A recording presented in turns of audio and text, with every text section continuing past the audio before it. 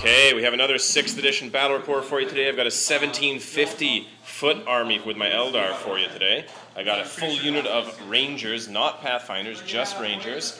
Warwalkers with scatter lasers, you know, Wraithlords, Avatar, Eldrad, Wraithguard, tons of Guardians, 3 squads of Guardians everywhere. We're playing Hammer and Anvil again, we rolled.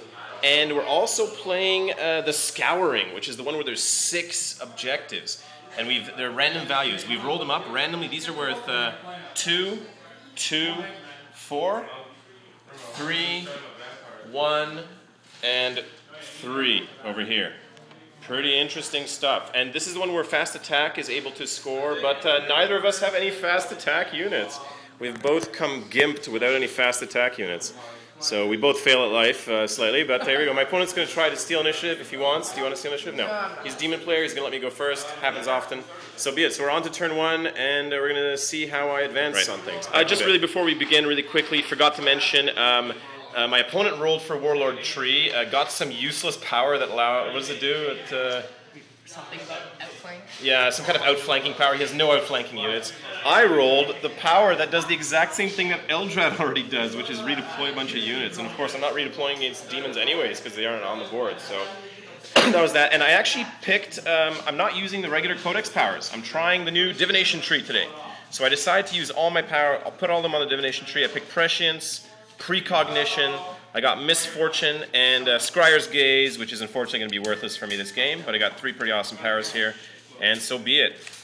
So we're off to the races. Alright, so the game is afoot. So to begin, mysterious objectives. This one rolls a 2, nothing of note. That one rolled a 6, Grav Wave Generator. Any unit that wants to charge the unit that's near that objective needs to half their charge range. Pretty interesting. These guys got within range of this one. This is a, what do they call it? A scatter field. We rolled a 5, so that means that you count your cover save as +1. So these guys actually have a 4+ cover save in the open now because of the Warlock's Conceal power. Interesting.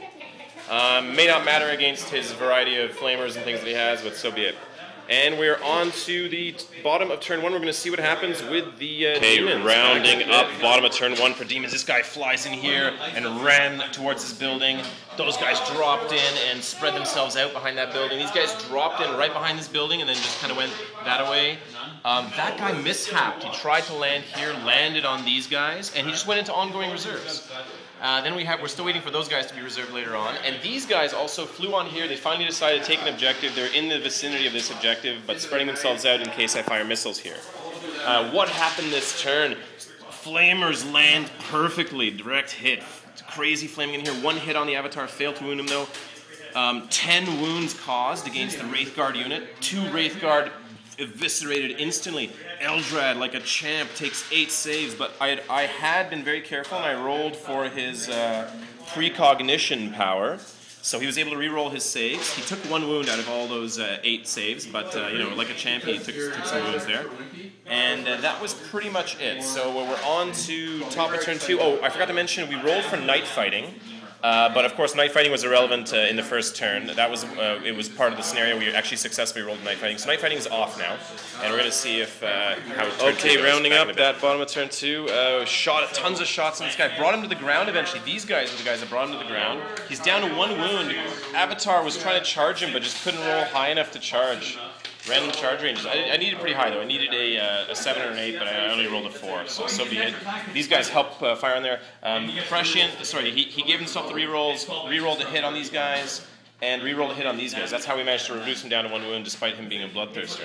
Over there we fired a bunch of stuff, killed a few guys over there, and these guys just flamed those flamers of Siege. We fought fire with fire literally over here and killed them. And we're on to bottom of turn 2. We're playing really fast now because the store's about to close. What happened over here? This guy just flew over. Those guys got cooked over there by a wind of chaos. This guy came from ongoing reserves. Killed 5 guys, they made the leadership, this guy charged in, only managed to kill, sorry, 2 of these guys should be dead, only managed to kill 2 of them, and they ran away, but he's on his own there. What else happened?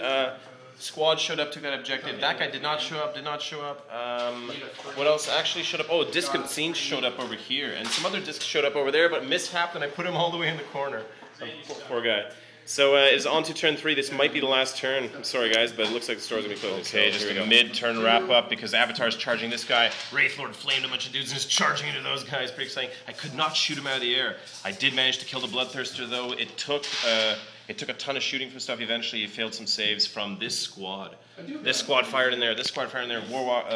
Other stuff fired in there. Warwalkers and these guys couldn't bring him down. Couldn't even put a win on. Anyways, on to combat. Here we are. Okay, so that was bottom of turn 3. What happened there? Gong show there. I killed one guy. They couldn't hurt me in return. My impact hit killed one guy. Over here, impact hit didn't do anything. I put one wound into him. No wounds back.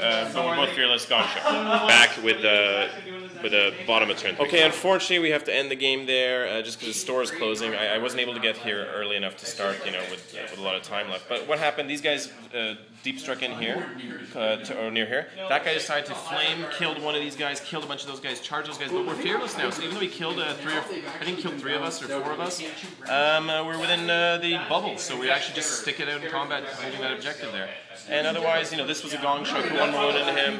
Wraithlord was untouchable. Just killed a couple of those dudes. That's pretty much it. It's too bad we couldn't finish the game, but it was a pretty interesting game. And that's it. So thanks for the game. Thank you. It's too bad we couldn't finish this one. It seems to be a problem with us sometimes. But no, pretty cool game. That's it.